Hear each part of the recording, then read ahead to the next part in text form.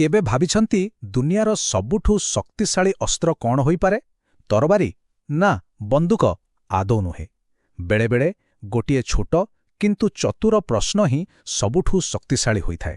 ତେବେ ଆସନ୍ତୁ ଆଜିର ଏହି ଆଲୋଚନାରେ ଆମେ ଦେଖିବା କେମିତି ବୁଦ୍ଧିର ଖେଳ ସ୍ୱାଧୀନତା ଆଣିପାରେ।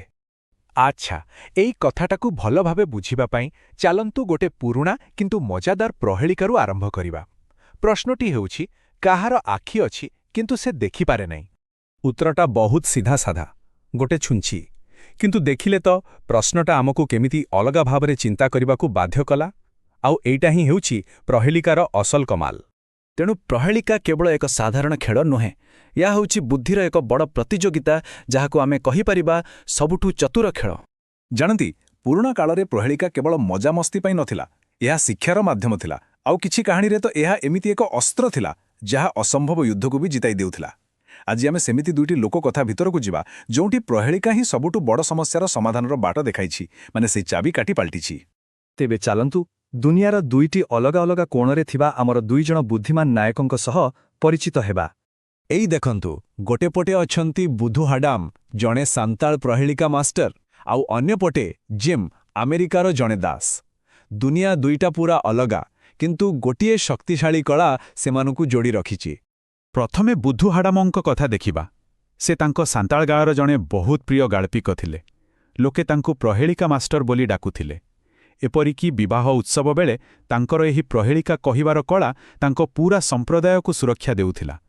ସତ କହିବାକୁ ଗଲେ ସେ ତାଙ୍କ ଚତୁର ଭାଷାରେ ଦୁନିଆକୁ ଗୋଟେ ନୂଆ ଢଙ୍ଗରେ ବର୍ଣ୍ଣନା କରୁଥିଲେ। ଆଉ ଅନ୍ୟପଟେ ଆମେରିକାରେ ଥିଲେ ଜିମ୍। ମାତ୍ର 11 ବର୍ଷ ବୟସରେ ତାଙ୍କୁ କିଣି ନିଆଯାଇଥିଲା ଜଣେ ଦାସ ଭାବରେ। କିନ୍ତୁ ତାଙ୍କ ଭିତରେ ଥିଲା ଏକ ଅସାଧାରଣ ପ୍ରତିଭା। ସେ ଥିଲେ ଜଣେ ବଢ଼ିଆ ଗାଳ୍ପିକ ଆଉ ଗାୟକ।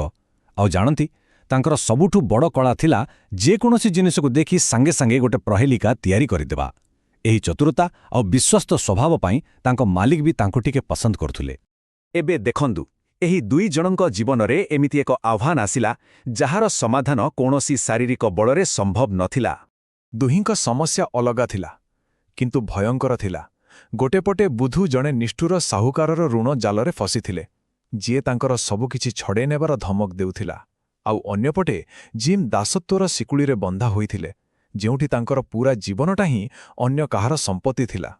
ଏତିକିବେଳେ ସେହି ସାହୁକାର ଜଣକ ଗୋଟେ ସୁଯୋଗ ଦେଲା, କିନ୍ତୁ ସେଇଟା ବି ଗୋଟେ ଆହ୍ୱାନ ଥିଲା।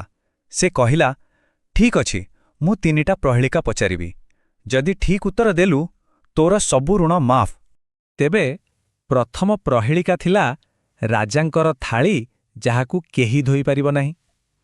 ବୁଧୁ ଟିକେ ବି ସମୟ ନ ନେଇ ଉତ୍ତର ଦେଲେ, ଗୋଟେ କୁଣ୍ଡଳି ମାରି ବସିଥିବା ସାପ। ଏହାପରେ ଆସିଲା ଦ୍ୱିତୀୟ ପ୍ରହେଳିକା। ଗୋଟିଏ ବାଉଶ, କିନ୍ତୁ ସେଥିରେ 7ଟି ଆଖି। ପୁଣିଥରେ ବୁଧୁଙ୍କର ତୁରନ୍ତ ଜବାବ, ଏକ ବଂଶୀ। ଏଥିରୁ ତାଙ୍କର ତୀକ୍ଷ୍ଣ ବୁଦ୍ଧିର ପରିଚୟ ମିଳୁଥିଲା। ଆଉ ଏବେ ସମୟ ଆସିଲା ସେହି ଶେଷ ନିର୍ଣ୍ଣାୟକ ପ୍ରହେଳିକାର, ଯାହା ଏହି ଦୁଇ ଜଣଙ୍କ ଭାଗ୍ୟ ସ୍ଥିର କରିବାର ଥିଲା। ସାହୁକାର ତାର ଶେଷ ଆଉ ସବୁଠୁ କଠିନ ପ୍ରଶ୍ନ ପଚାରିଲା। ତାର ମୁକୁଟ ଅଛି, କିନ୍ତୁ ସେ ରାଜା ନୁହେଁ। ସେ ମଣିଷକୁ ନିଦରୁ ଉଠାଏ, କିନ୍ତୁ ସେ ଜଗୁଆଳି ନୁହେଁ। ଏହାର ଉତ୍ତର ଗୋଟେ ଗଞ୍ଜା, ବାସ୍। ବୁଧୁ ନିଜ ବୁଦ୍ଧି ବଳରେ ସାହୁକାରକୁ ହରାଇଦେଲେ ଆଉ ଋଣରୁ ସବୁଦିନ ପାଇଁ ମୁକ୍ତ ହୋଇଗଲେ। ଏବେ ଜିମ୍ଙ୍କ ପାଳି। ସେ କିନ୍ତୁ କାହାରି ପ୍ରଶ୍ନର ଉତ୍ତର ଦେଉନଥିଲେ, ବରଂ ନିଜେ ଏକ ପ୍ରହେଳିକା ତିଆରି କରୁଥିଲେ, ସିଧା ତାଙ୍କ ମାଲିକଙ୍କ ପାଇଁ। ଆଉ ଏହି ପ୍ରହେଳିକା ସହ ଯୋଡ଼ି ହୋଇ ରହିଥିଲା ତାଙ୍କ ସ୍ୱାଧୀନତାର ସର୍ତ୍ତ। ତେବେ ଏହାର ଉତ୍ତର କ'ଣ? ଏହାର ଉତ୍ତର କୌଣସି ବହିରେ ନଥିଲା। ଏଇଟା ଥିଲା ଜିମ୍ଙ୍କ ନିଜ ଆଖିଦେଖା କଥା। ସେ ବୁଝେଇକି କହିଲେ, ମୃତରୁ ଜୀବିତ ବାହାରିଲା, ମାନେ ଅଣ୍ଡାରୁ କୁକୁଡ଼ା ଛୁଆ। ତାଙ୍କ କୁକୁଡ଼ା 7ଟା ଅଣ୍ଡା ଦେଇଥିଲା, କିନ୍ତୁ ସେଥିରୁ 6ଟା ହିଁ ଫୁଟିଲା, ଆଉ ଗୋଟେ ନଷ୍ଟ ହୋଇଗଲା। ଦେଖିଲେ, ଏହା ଖାଲି ଗୋଟେ ପ୍ରହେଳିକା ନଥିଲା। ନିଜ ଦୈନନ୍ଦିନ ଜୀବନର ଏକ ସାଧାରଣ ଘଟଣାକୁ ସେ କେମିତି ଅସାଧାରଣ ବୁଦ୍ଧିରେ ବଦଳେଇ ଦେଲେ। ତାଙ୍କ ମାଲିକ ତ ପୂରା ଆଶ୍ଚର୍ଯ୍ୟ ହୋଇଗଲେ, ଆଉ ଶେଷରେ ତାଙ୍କୁ ମୁକ୍ତି ଦେବାକୁ ବାଧ୍ୟ ହେଲେ। ତେବେ ଦୁନିଆର ଦୁଇଟି ଅଲଗା ଅଲଗା କୋଣରୁ ଆସିଥିବା ଏହି ଦୁଇଟି କାହାଣୀ ଆମକୁ କ'ଣ ଶିଖାଉଛି? ଯଦି ଆମେ ଦୁହିଁଙ୍କ କାହାଣୀକୁ ପାଖାପାଖି ରଖି ଦେଖିବା, ତେବେ ଗୋଟେ ସ୍ପଷ୍ଟ ଚିତ୍ର ଆସୁଛି। ବୁଧୁଙ୍କ ପାଇଁ ଆହ୍ୱାନ ଥିଲା ଋଣ, ଆଉ ଜିମ୍ଙ୍କ ପାଇଁ ଦାସତ୍ୱ। କିନ୍ତୁ ଦୁହେଁ ନିଜର ଅସ୍ତ୍ର ଭାବରେ ବ୍ୟବହାର କଲେ ବୁଦ୍ଧିକୁ। ଜଣେ ପ୍ରହେଳିକାର ଉତ୍ତର ଦେଇ, ଆଉ ଜଣେ ନିଜେ ପ୍ରହେଳିକା ତିଆରି କରି ଆଉ ଶେଷରେ ଦୁହେଁ ସ୍ୱାଧୀନତା ପାଇଲେ। ତାମାନେ ଏହି କାହାଣୀଗୁଡ଼ିକରେ ପ୍ରହେଳିକା କେବଳ ଗୋଟେ ପ୍ରଶ୍ନ ନୁହେଁ, ଏହା ହେଉଛି ଶକ୍ତିହୀନମାନଙ୍କ ପାଇଁ ଶକ୍ତିଶାଳୀମାନଙ୍କୁ ଆହ୍ୱାନ ଦେବାର ଏକ ମାଧ୍ୟମ। ଏହା ଲଢ଼େଇର ନିୟମକୁ ହିଁ ବଦଳାଇ ଦିଏ, ଯେଉଁଠି ଶରୀରର ବଳ ନୁହେଁ ବରଂ ମସ୍ତିଷ୍କର ଚତୁରତା ହିଁ ଜିତେ। ଶେଷରେ ଏହି କାହାଣୀଗୁଡ଼ିକ ଆମକୁ ଗୋଟିଏ କଥା ଶିଖାଏ, ଗୋଟିଏ ତୀକ୍ଷ୍ଣ ମନ ଆଉ କିଛି ଚତୁର ଶବ୍ଦର ଶକ୍ତି ଟଙ୍କା, ପଦବୀ କିମ୍ବା ବାହୁବଳଠାରୁ ବହୁତ ବେଶୀ ହୋଇପାରେ।